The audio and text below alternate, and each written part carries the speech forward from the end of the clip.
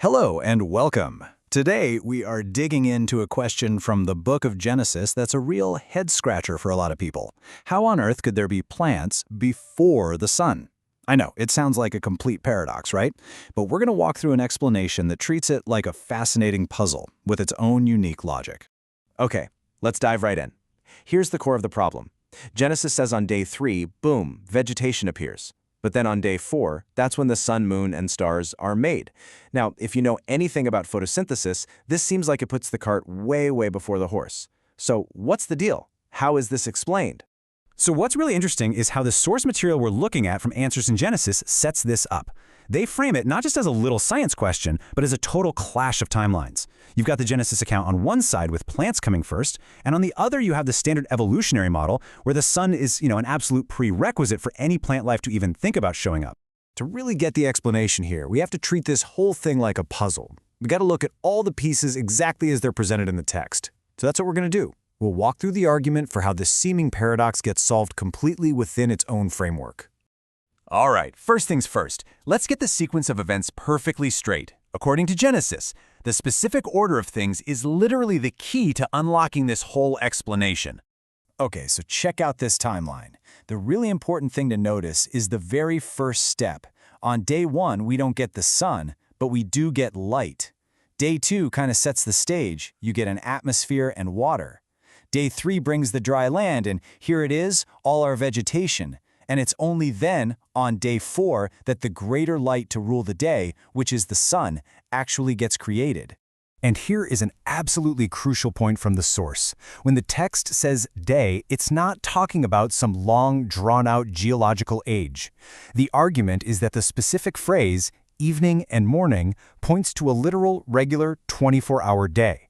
So what does that mean? It means the plants didn't have to wait for millions of years. They just had to hang on for a single rotation of the Earth. So, okay, if the plants only had to survive for about 24 hours without the sun, that's one part of the puzzle. But come on, they still need some kind of light to even get started, right? So if the sun wasn't around yet, where did that light come from? Well, the source has a very direct answer for that. And this is the linchpin of the entire explanation. The idea is that the light created way back on day 1 was not the sun. It was a totally different initial light source, created by God to do the job temporarily until the sun was put in its place on day 4. So, what was this light like? Well, according to this interpretation, it wasn't just some vague, fuzzy glow all over the place. No, it was a localized, directional source. And that's what made the whole evening and morning cycle possible as the Earth rotated. It also would have provided the heat needed to keep the planet warm and create a climate where those brand new plants could actually, live. And to show this idea isn't just coming out of left field, the source points to a pattern of these kinds of temporary divine provisions throughout the Bible. Think about things like the pillar of fire that guided the Israelites at night, or the manna that fed them in the desert. From this point of view, the day 1 light just fits right into that theme of God providing a temporary fix until a permanent one is ready. But of course, that just brings up another question, doesn't it? If God was just going to make the sun anyway, why the delay? Why do it in this specific order? Light first, then plants, and then the sun.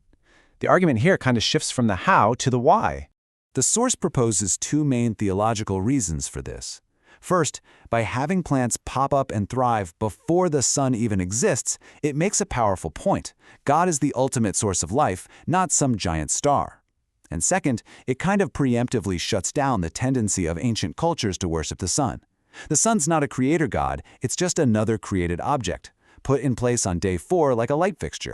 And this isn't some brand new idea.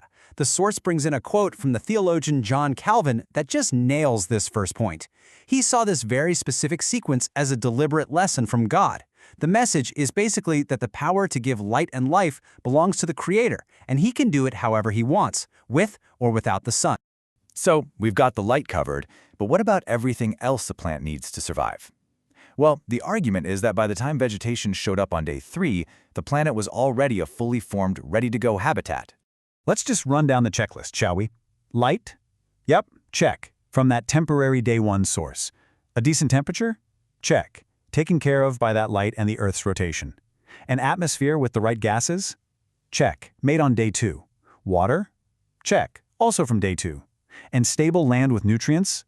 Check. That appeared on day 3. See? All the ingredients were already in place.